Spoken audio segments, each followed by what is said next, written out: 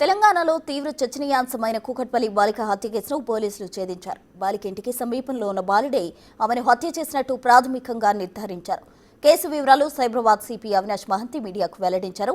Cricket bat చోరీ కోసం వెళ్లిన సమయంలో బాలికను చంపేసినట్టు చెప్పారు. సైబరాబాద్ లో కూకట్పల్లిలో 18th రోజు ఒక పాప, ఒక 10-year-old పాపది మర్డర్ జరిగింది. Very sad incident. అండ్ ఆ రిపోర్ట్ అయిన వెంటనే we started the investigation. But ఒక 3 days వరకు మనకి ఉన్న అవైలబుల్ క్లూస్, ఉన్న వాట్ ఎవర్ టెక్నికల్ ఎవిడెన్స్, దాని ద్వారా మనకేం బ్రేక్ త్రూ రాలేకపోయింది. సో ద ఇన్వెస్టిగేషన్ మళ్ళీ రైట్ ఫ్రమ్ బిగినింగ్ చేస్తూ ఉంటూ వెళ్ళాం. ఏమైనా క్లూస్ వీఆర్ మిస్సింగ్ అవుట్ అది చూస్తూ ఉంటూ వెళ్తే నిన్న we got a breakthrough in that case. And ఆ కేసులో ఒక నేబరింగ్ ఇల్లులో ఉన్న ఒక 14-year-old అబ్బాయి, he was found to have committed a మర్డర్ని. బేసికలీ ఆయన ఏం చేశాడంటే, వాళ్ళ ఇల్లు దగ్గర దగ్గర ఉంటుంది. సో వీళ్ళ టెర్రస్ నుంచి వాళ్ళ టెర్రస్ వరకు విదౌట్ ఎనీ ప్రాబ్లం వెళ్ళిపోవచ్చు, దూకి వెళ్ళిపోవచ్చు. సో ఆయన ప్రకారం ఆయన దూకేసి అక్కడ వెళ్ళి ఒక క్రికెట్ బ్యాట్, వాళ్ళ ఇంట్లో ఒక క్రికెట్ బ్యాట్ ఉంటుంది, ఆ క్రికెట్ బ్యాట్ దొంగతనం చేయడం అని, అది ఆయన దగ్గర పెట్టుకోవడం అని అనుకొని వెళ్ళాడు. సో అది వెళ్తప్పుడు అక్కడ అది బ్యాట్ తీసుకొని బయటకు వస్తప్పుడు ఆ పాప హ్యాస్ సీన్ హిమ్. చూసినాక వెంటనే అరిచింది. అరుస్తే ఈయన భయపడి ఇమీడియట్లీ ఆమెకి అక్కడ ఆ ఇంట్లో బెడ్రూమ్లో తోసేసి అక్కడ ఆయన దగ్గర ఉన్న ఆయన ఒక నైఫ్ పట్టుకు వెళ్ళాడు. సో ఆ నైఫ్తో he stabbed her and then వచ్చేసాడు. అండ్ ఇన్ఫ్యాక్ట్ మనకి తర్వాత ఇన్వెస్టిగేషన్ డీటెయిల్లో చూసేటప్పుడు మన ఐఓస్ రియలైజ్ దట్ ఇనీషియల్ స్టేజెస్లో కూడా ఎగ్జామిన్ ఆయనతో మాట్లాడేటప్పుడు he had actually misled the investigators by telling that నాకు వినిపించింది, పాప అరిచినట్టు వినిపించింది. అండ్ 10 o'clock అలా he try to tell some story around that. So but అది అప్పుడు డిఫరెంట్ సర్కమ్స్టాన్సెస్ ఆ ఇన్వెస్టిగేషన్ చేస్తుంటూ అది తెలిసింది తర్వాత. సో బేసికలీ ఆ కేసు మొత్తం డిటెక్ట్ అయింది, ద మర్డర్ వెపన్ కూడా రికవర్ అయింది. దాంతోపాటు కొన్ని అదర్ ఎవిడెన్స్, అదనపు ఎవిడెన్స్ కూడా మనకి దొరికింది. సో దాని బేసిస్ మీద మేము ఇప్పుడు కేసుకి ముందుకు తీసుకొని ఫైనలైజ్ చేసేస్తాం. ఇక్కడ సైబరాబాద్లో కూకట్పల్లిలో 18th రోజు ఒక పాప, ఒక 10-year-old పాపది మర్డర్ జరిగింది. Very sad incident. ఆ గ్యాస్ను ఉపయోగించి లాక్ ఎట్లా ఓపెన్ చేయాలి, తర్వాత మనీ ఎట్లా తీసుకోవాలి, మళ్ళీ ఆ గ్యాస్ ఆన్ చేసి ఆ లాక్ చేసి ఎట్లా బయటపడాలి అని చెప్పేసి రాసుకొని లాస్ట్లో మిషన్ డన్ అని రాసుకున్నాడు. అంటే అది ఎప్పుడు రాసుకున్నాం అంటే కొద్దిగా ముందే, అంటే ఒక 1 month బ్యాక్ రాసుకున్నాం అని చెప్తున్నాడు. అంటే ఆయనకి ముందే ఆ థాట్స్ ఉన్నాయని మనకు అర్థమవుతా ఉంది. బ్యాట్ దొంగతనం కోసం వెళ్ళాడు. లేదు, మనం ఎన్నిసార్లు అడిగినా మనీ గురించి చెప్పడం లేదు. నాకు ఆ బ్యాట్ యాక్చువల్గా ఏంటంటే, డిసీజ్డ్ వాళ్ళ తమ్ముడు 6 years ఉంటాయి, ఈయన కలిసి క్రికెట్ ఆడేవాళ్ళు. ఆ బ్యాట్ ఈయనకి బాగా నచ్చింది, స్ట్రోక్ బాగా ఉంది, నాకు బాగా నచ్చింది, నాకు ఇవ్వు నేను కూడా ఆడతా అంటే ఇచ్చేవాడు కదా పిల్లవాడు. సో దాంతో నేను ఎట్లయినా దాన్ని సొంతం చేసుకోవాలనే ఆలోచనతో 2-3 daysగా ప్లాన్ చేస్తున్నాను చెప్పాడు దానికోసం. అతను చెప్పింది ఏంటంటే, ఇంట్లో ఎవరు లేరు, నార్మల్గా వీళ్ళు ఏంటంటే ఇల్లు దగ్గరికి వేసి వెళ్తారట. సో అట్లానే ఇంటి బోల్ట్ దగ్గరికి పెట్టి ఉంటారు, ఆ దగ్గరికి వేసి ఉంటారని చెప్పేసి వెళ్ళాడు. సడన్గా పాప ఉంది, పాప ఉన్నా కానీ పాప అప్పుడు టీవీ చూస్తుంది, ఇతను వెనక నుంచి వెళ్ళాడు. అంటే అటువైపు తిరిగి చూస్తుంటే ఆ పాప వెనక నుంచి ఒకటే డోర్ ఉంది, వెనక నుంచి అంటే అదే డోరు, ఆ అమ్మాయి అటు తిరిగి ఉంది. ఇట్లా వెళ్ళి ఆ కిచెన్లో ఉంది బ్యాట్ తీసుకొస్తుంటే అప్పుడు ఆ అలికిడికి పాప చూసి దొంగ అని అరిచింది. అరిస్తే అతను పరిగెత్తబోతే ఆ అమ్మాయి పరిగెత్తుకుంటూ వచ్చి చొక్కా పట్టుకుంది. పట్టుకుంటే ఆ కోపంలో తోసేస్తే మంచం మీద పడింది. మంచం మీద పడ్డాక కళ్ళు మూసుకొని విచక్షణ రహితంగా పొడి చేశానని చెప్పాడు. అతనికి బేసిక్గా ఈ ఓటీటీల్లో, యూట్యూబ్లో ఈ క్రైమ్ థ్రిల్లర్స్, సస్పెన్స్ మిస్టరీలు చూసే అలవాటు బాగా ఎక్కువగా, దాదాపుగా ఒక 5-6 సంవత్సరాల నుంచి అదే పనిలో ఉన్నాడు. స్కూల్ కూడా ఎక్కువ వెళ్ళేవాడు కాదు. ఎప్పుడు ఏదో ఒక తన ఆలోచనలో తనుండి ఇలా ఇలా ఊహించుకుంటూ ఉండేవాడు అతనికి స్కూలు ఎగ్గొట్టే అలవాటు ఉండేది. స్కూల్కి వెళ్లకుండా క్రికెట్ ఆడుకోవడం, ఈ ఓటీటీ చూడడం, యూట్యూబ్ చూడడం, ఈ మిస్టరీస్ చూడడం అలవాటు ఉండేది అతనికి. అతను ఎవరైనా చూస్తే వాళ్ళని బెదిరించి రావడం, తర్వాత దాడి చేయటం, ఈ 2 ఉద్దేశాలతో కత్తి తీసుకుపోయినాడు. ఇంట్లో వాళ్ళ నాన్నున్నాడు, వాళ్ళ సిస్టర్స్ ఉన్నారు, వాళ్ళ ఇంట్లో ఉన్నారు. వాళ్ళ మదర్ లేదు కానీ మిగతా వాళ్ళు ఉన్నారు.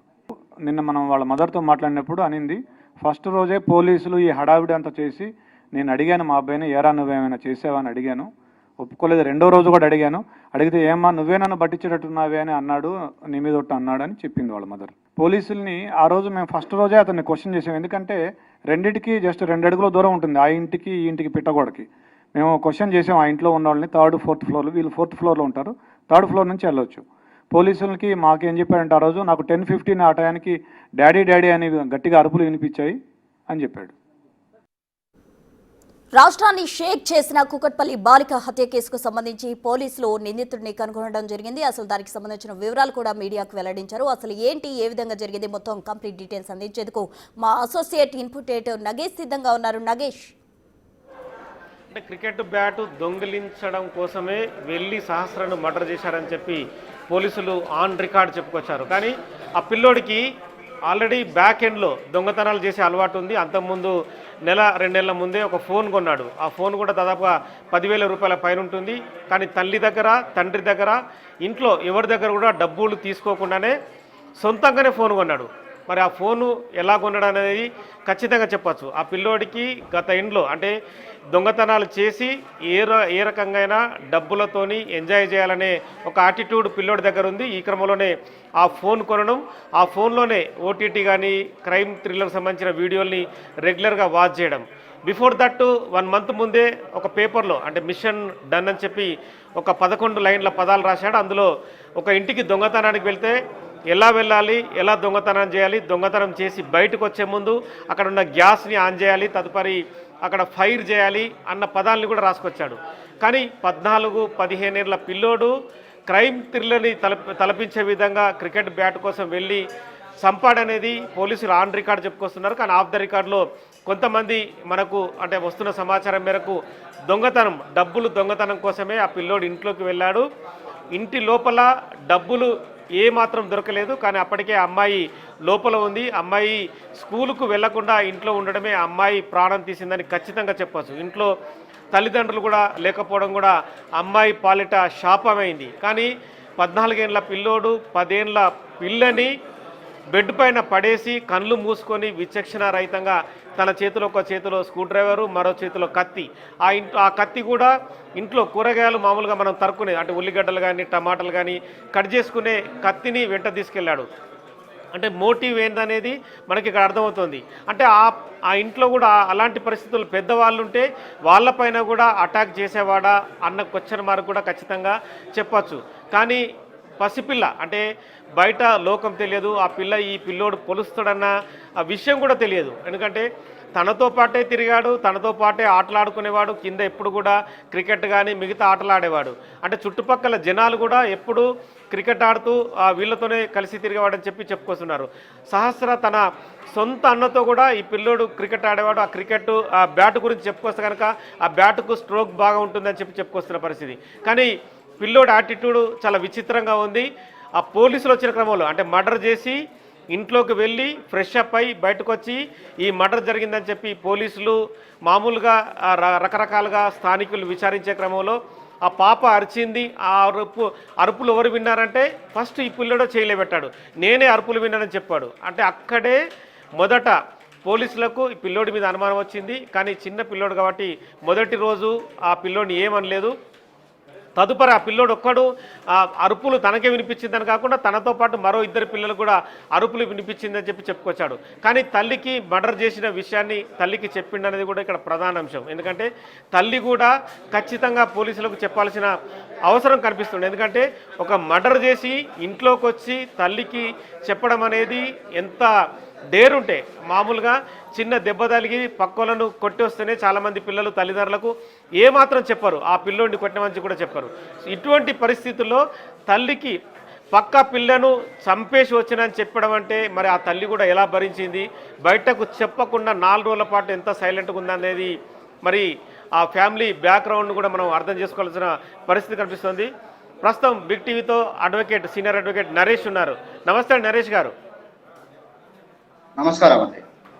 సో ఈ మొత్తం అంటే క్రైమ్ థ్రిల్లర్ను తలపించే విధంగా సినిమాల్లోనే ఇటువంటి ఘటనలు చూస్తుంటాం, కానీ నిజ జీవితంలో కూడా ఒక 14 ఏళ్ల పిల్లోడు 10 ఏళ్ల పిల్లని అతి దారుణంగా 21 పోట్లు పొడిచి చంపడం అనేది అసలు ఎవరు జీర్ణించుకోలేరు. ఏ ఫ్యామిలీలో కూడా తమ పిల్లలు బయటకు వెళితే ఇంటికి వస్తారా అనేది ఒక క్వశ్చన్ మార్క్ అయితే, ఇంట్లోకి వేరే పిల్లలు వచ్చి కూడా తమ పిల్లల్ని చంపుతారా కొడతారా అనేది రెండో క్వశ్చన్ మార్కు. ఇప్పుడు పిల్లల్ని బయటకు పంపి ఆడుకోనివ్వాలా ఆడుకోనివ్వకూడదా అనేది ప్రస్తుతం హైదరాబాద్లో ఎంటైర్ 2 తెలుగు రాష్ట్రాల్లో కూడా మొత్తం అంటే ఈ వ్యవహారాన్ని చూస్తున్న మామూలుగా ఎక్కడ తెలుగు వాళ్ళు ఉన్నా కూడా వాళ్ళందరూ భయపడే పరిస్థితి అయితే ప్రస్తుతం వచ్చింది. సో అంటే లీగల్గా జువైనల్కి పిల్లల్ని పంపిస్తారు, మానసిక స్థితి రకరకాలుగా ఉంటుంది, తదుపరి పరివర్తన అనేది చట్టంలో రకరకాలుగా ఉంటుంది. సో ఈ విషయాన్ని ఎలా అంటే మీరేం చెప్పదలుచుకున్నారు, చట్టం కానీ న్యాయం కానీ ఓవరాల్గా? ఫస్ట్ ఆఫ్ ఆల్ హైదరాబాద్లో చోటు చేసుకున్నటువంటి ఘటన మన యొక్క సమాజానికి ఒక పెద్ద హెచ్చరిక లాంటిది. మన యొక్క తెలుగు రాష్ట్రాలలో ఒక దిగ్భ్రాంతి కలిగించినటువంటి విషయం ఇది. ముఖ్యంగా చిన్నపిల్లలు ఏదైతే 18 సంవత్సరాల లోపల వయసు ఉన్నటువంటి పిల్లలు ఏదైనా నేరాలు చేసినట్టయితే మన యొక్క జూనియర్ జస్టిస్ బోర్డ్ యాక్ట్ 2015 ప్రకారము వాళ్ళకు దాని యాక్ట్ మీద నడవడం జరుగుతుంది. ముఖ్యంగా 16 సంవత్సరాల నుంచి 18 సంవత్సరాల వయసున్న పిల్లలు ఒకవేళ కానీ అత్యాచారం కానీ ఎటువంటి నేరాలు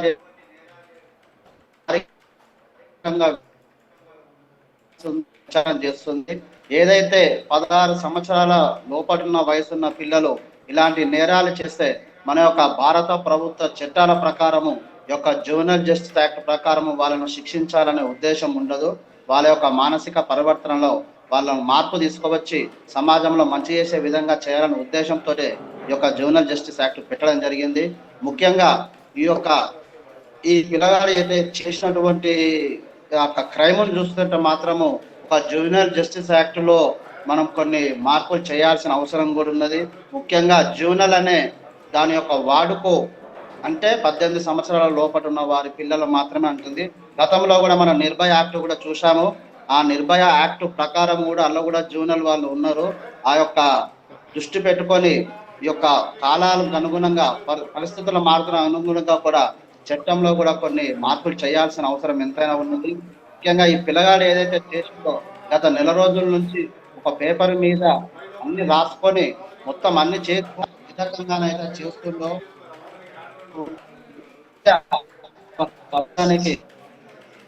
కలిగిస్తున్నటువంటి విషయము. అది కూడా లాస్ట్ కూడా డన్ ఆపరేషన్ డన్ అని చెప్పని ఒకటి రాసుకున్నాడు. ఆ విషయం కూడా చాలా దిగ్భ్రాంతి కలిగిస్తుంది. ముఖ్యంగా మన యొక్క తల్లిదండ్రుల బాధ్యత ఎంతైనా ఉందని చెప్పి మేము చెప్తున్నాము. ఏదైతే ఈ యొక్క నివారణ కావాలంటే ముఖ్యంగా తల్లిదండ్రుల పర్యవేక్షణ, పిల్లల ప్రవర్తన మీద వాళ్ళ యొక్క ఆన్లైన్ విధానము, వాళ్ళ యొక్క స్నేహితుల వర్గం ఏ రకంగా ఉందో కూడా కనిపెట్టాల్సిన అవసరం ప్రతి ఒక్క తల్లిదండ్రుల మీద ఉంది. అదేవిధంగా రోజు తల్లిదండ్రులు ఉద్యోగాలు చేస్తూ, భార్యాభర్తలిద్దరు ఉద్యోగాలు చేస్తూ ఇంటికి వచ్చిన తర్వాత పిల్లలతో మాట్లాడుకోకుండా ఆ పిల్లలకు ఒక ట్యాబ్ ఇచ్చి మనం ఒక ఫోన్ పట్టుకొని వాళ్ళు అసలు ఏం చేస్తున్నారు, అబ్బాయిలు వాళ్ళు ఫోన్లో ఏం చూస్తున్నారు, అసలు ఏం నడుస్తుందో సమాజం కూడా అర్థం కాని పరిస్థితి ఉన్నది. ఇప్పటికైనా ఏదైతే ఈ పిల్లగాడు హర్రర్ సినిమాలు, క్రైమ్ వెబ్ సిరీస్లు చూస్తూ ఈ రకమైన మర్డర్కు ప్లాన్ చేసిండంటే అంటే ఒకవేళ ఇంటికి పోయి బ్యాటు దొంగతనం చేస్తే ఒకవేళ ఎవరన్నా అడ్డు వస్తే ఏ రకంగా చంపాలి, ఎట్లా తప్పించుకోవాలని కూడా ప్రీ ప్లాన్ ప్రకారం ఒక 14 సంవత్సరాల వయసు ఉన్న వ్యక్తి ఆలోచన విధానం కాదు. మనం కూడా ఆ యొక్క పిల్లల ఆలోచన విధానాన్ని బట్టి ఒక శిక్షలు కూడా ఉండాలని చెప్పి మేము తెలియజేస్తున్నాము. అంతేకాదు ప్రతి విద్యార్థికి కూడా పాఠశాలలో మానసిక స్థితి ఏ రకంగా ఉన్నది, వాళ్ళ యొక్క కౌన్సిలింగ్ కూడా ఇప్పించాలి. అదేవిధంగా ఎన్జిఓ సంఘాలు కానీ వివిధ సంఘాలతోటి పాఠశాలలో ఈ యొక్క పిల్లలు నేరాలు చేస్తే ఏ రకమైనటువంటి క్రైమ్ ఉంటుంది, హింసాత్మకాలు పాటిస్తే, మత్తు పదార్థాలు తీసుకుంటే ఏ రకమైన ఉంటాయో కూడా చెప్పాల్సిన బాధ్యత ప్రతి ఒక్క పాఠశాలలో ఉంది. అదేవిధంగా పాఠశాలలో కూడా విద్యా విధానంలో మార్పు తీసుకురావాలి. ఖచ్చితంగా విలువల ఆధారిత విద్య, అదేవిధంగా నైతిక పాఠాలు, యోగా, జ్ఞానం వంటి పాఠాలను పాఠశాలలో ప్రవేశపెడితే కూడా మానసిక.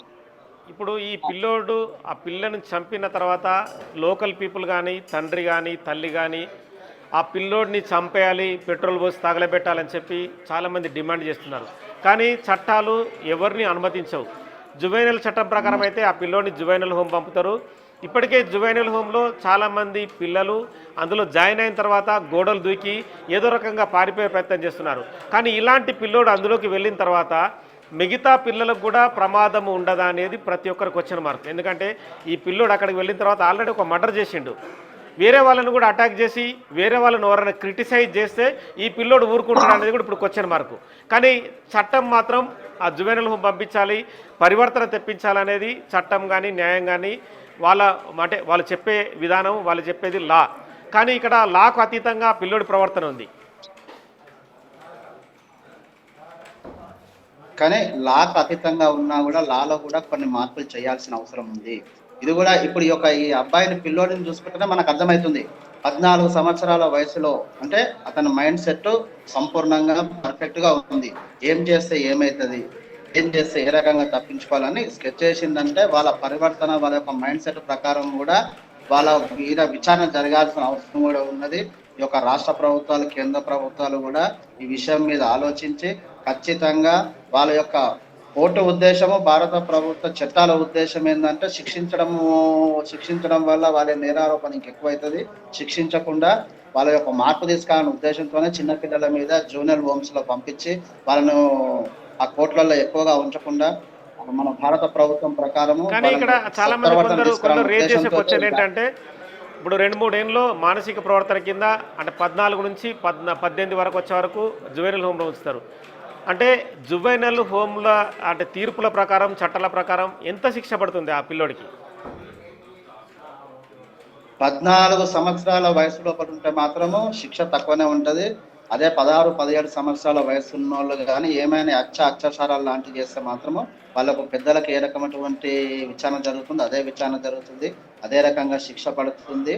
మనం కూడా ఒకటి ఏం చెప్తున్నామంటే జూనియర్ నేరాలను కూడా కొంచెం తగ్గించడానికి ఆ జూనియర్ పోలీస్ యూనిట్లను కూడా ఏర్పాటు చేయాలి.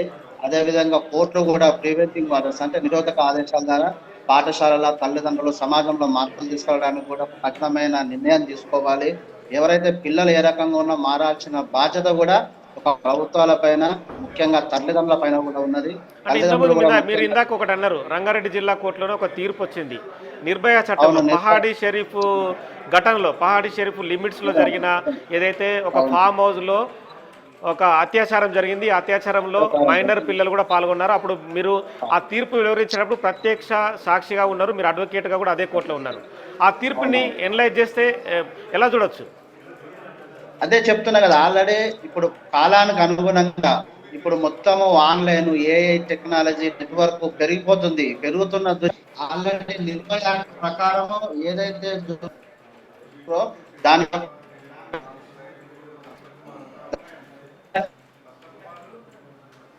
దానికి అనుగుణంగా మనం చట్టాలకు కొంచెం మార్పులు తీసుకొస్తే ఈరోజు ఈ యొక్క పరిస్థితి జరిగే ఉద్దేశం ఉండదు.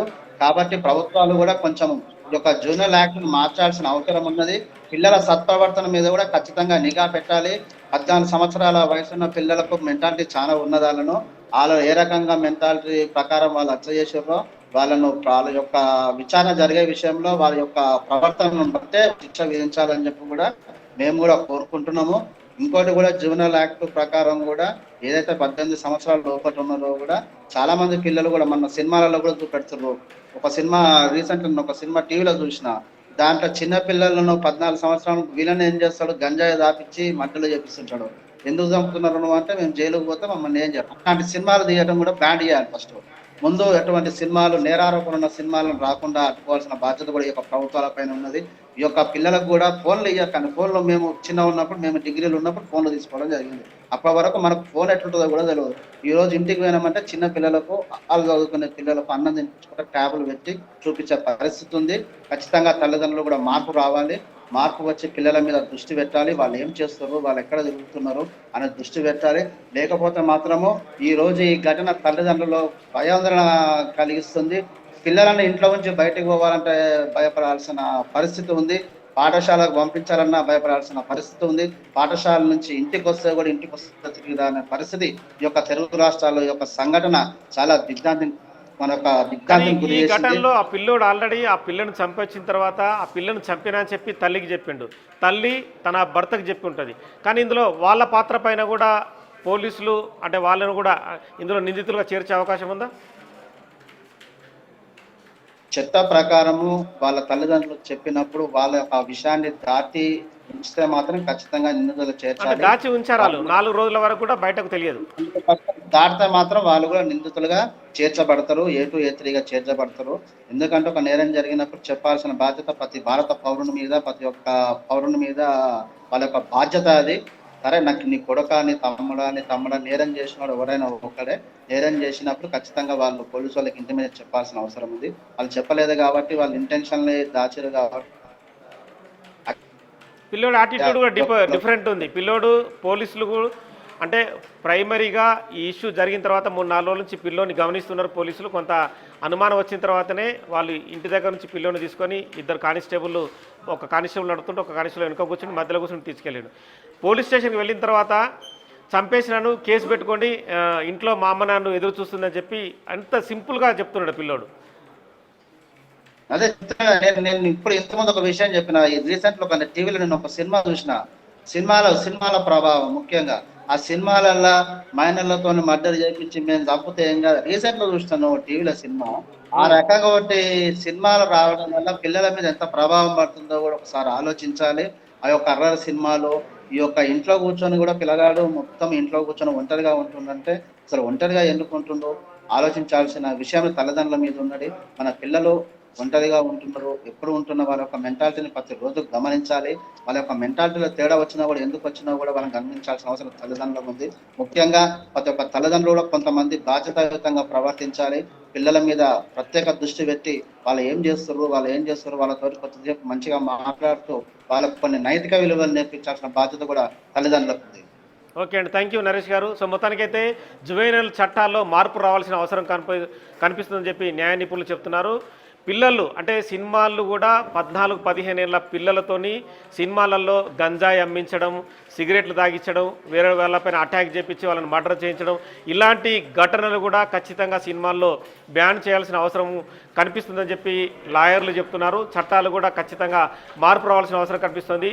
గతంలో అయితే అంటే ఒక 20 ఏళ్ల క్రితం చూసుకుంటే కనుక ఉమ్మడి కుటుంబాల్లో పిల్లలు పెరిగేవారు. కానీ ఇప్పుడు అంతా కూడా పాష్ కల్చర్ అనేది సమాజంలో పెచ్చుమీరుతోంది.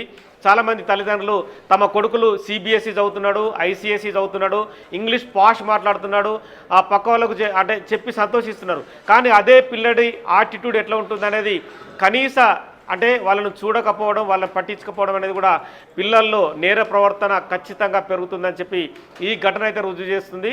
మధ్యతరగతి కుటుంబంలో జరిగిన ఈ మర్డర్ చాలామంది పెద్ద కుటుంబాలని ఆలోచింపజేస్తుంది, కింది స్థాయి కుటుంబాలను కూడా ఖచ్చితంగా ఆలోచింపజేస్తుంది. కానీ పిల్లలు సత్ప్రవర్తన కలిగి ఉన్నారా లేరా, స్కూల్కి వెళ్ళిన తర్వాత వాళ్ళు ఏం నేర్చుకుంటున్నారు, క్రమశిక్షణ ఉందా లేదా, పిల్లోడి ప్రవర్తన ఏంటి, పిల్లోడి చేతిలో కొత్త వస్తువు కనిపిస్తే ఆ కొత్త వస్తువు ఎక్కడి నుంచి వచ్చిందన్న కనీసం వాళ్ళని క్వశ్చన్ చేయకపోవడం కూడా తల్లిదండ్రులు ప్రతి ఒక్కరిని కూడా ఖచ్చితంగా వాళ్ళని ప్రశ్నించాల్సిన అవసరం కనిపిస్తుంది.